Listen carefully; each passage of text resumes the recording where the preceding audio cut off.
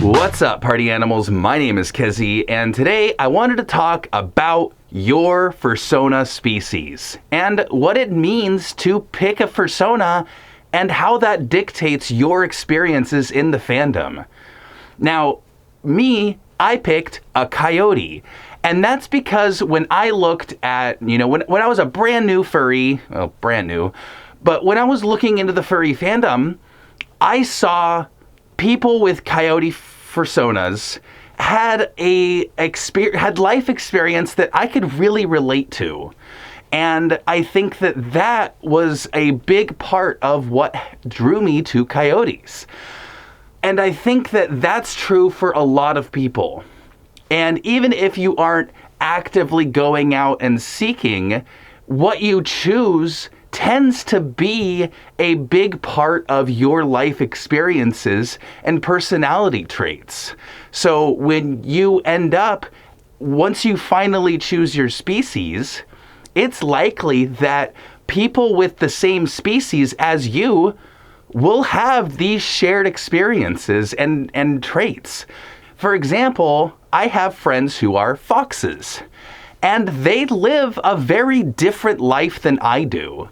And I think that that's a big thing to consider is, that kind of, I don't want to say stereotypes, but that's like a huge part of why you pick a species is because of the traits of the critter that you're choosing.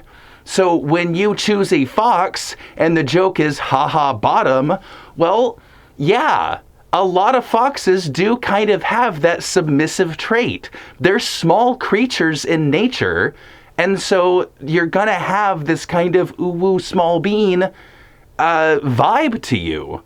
When you pick something like a bird, you're gonna have, and there's a lot of birds, so you can go to like different subspecies. Saying bird is like saying canine. There's so many different kinds, but some can be, if you pick like a peacock, you're gonna be someone who's very flashy and flamboyant. But something like a crow, there's a lot of lore and a lot of superstition around that. And the crows that I've met definitely fit the bill. So when you pick your species, whether it's intentional by looking at the community and deciding what you want, or if it's just, I feel drawn to these animals, it's because you relate in some way to what you have seen before. If you don't know what an animal is, you're probably not going to be a furry. Your life experiences, especially tied into whatever animal you choose, is a big part of what helps you decide your animal. And so what you'll find online is these little pockets of species on a site like Blue Sky, where all the species will kind of follow each other. They might not be, best friends all the time, but I've found that there is definitely this circle that I'm in of coyotes, where they all kind of follow each other. Sure, I don't talk to most of them on like Telegram or whatever, but there is this kind of camaraderie that goes along with the species that the species groups that I'm a part of. I think that can really kind of change your experience in the fandom, where, there was actually a point where I was in a crossroads. I didn't know what animal I wanted to choose. I was torn between coyote and rabbit, and I won't explain why, but I think that if I had chosen rabbit, that was going to dictate a very different experience in the fandom. One where I think I would be more flirty. And that's not been my experience as a coyote, where I go and, I go party and I go do this, that, or the other thing. Very social, very loud. Rabbits are not a yip, yap, yop kind of animal. And so I think that would have had a big impact on my experience in the fandom. And it would have an impact on the kinds of friends that I would make quickly. I know a lot of coyotes. And so when I see a coyote at an event, instant friends. When me and another coyote kind of meet, it's this immediate understanding of each other. And so it's very easy to hang out and do something. And that might be why, we don't talk a lot on Telegram. Since we have such similar experiences, there's nothing really to glean from each other. And so more so, it's about uplifting each other in the surrounding space, like Blue Sky. And I think that is a huge thing in the fandom, especially when you're new, is to find out where you feel comfortable in that space. If you're going to pick something, if you're going to pick some left field animal, you're going to be most likely a very left field kind of person. And so, when you do pick an animal like that, you find a very closer community. One of the things that I found is like protogens. I mean, maybe not an animal in the traditional sense, but they certainly have a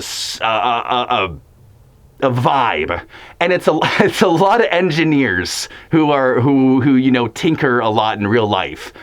With that, the species that you choose, I've said this enough, it dictates your experience in the fandom. And so you gotta spend some real time choosing your animal if you don't have a lot of confidence in it. I was definitely torn between only 2 animals, but when I joined the fandom when I was really young, I had taken a break, but when I was really young, I thought I was a part cat. And so imagine if I was a cat. That was a big thing. And so immediately I'm just like, meow. And the cats that I meet are different than me now. And so, I grew up and I changed. And I think that can change too. You can change your fursona because you have also changed. I'm not the same person I was 20 years ago. Oh, I'm old.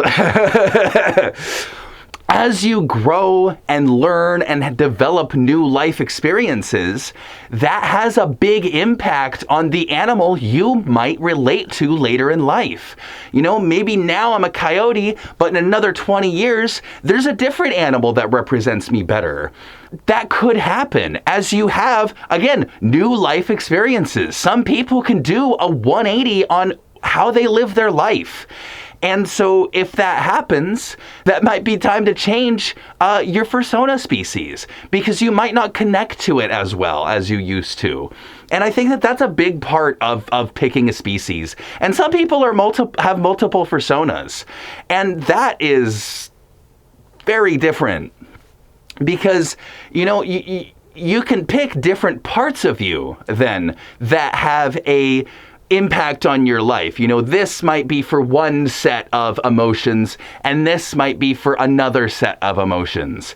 And so those things can coexist. People are very complicated.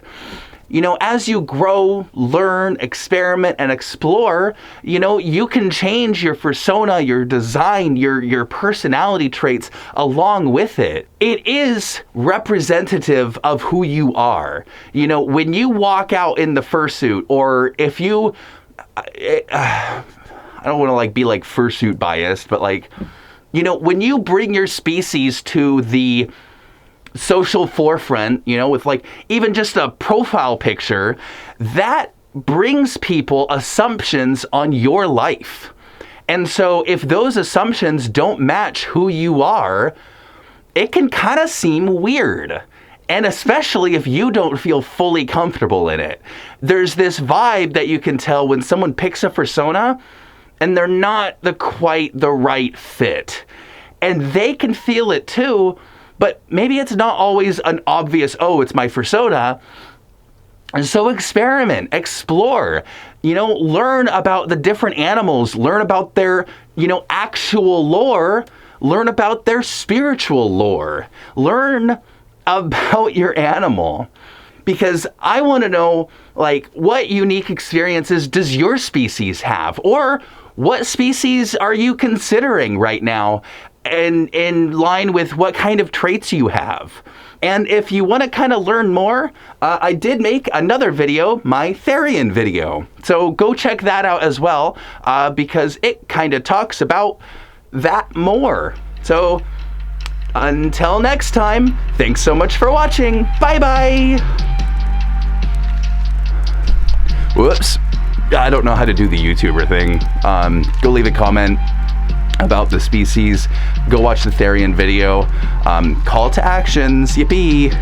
But yeah, thanks. Bye-bye.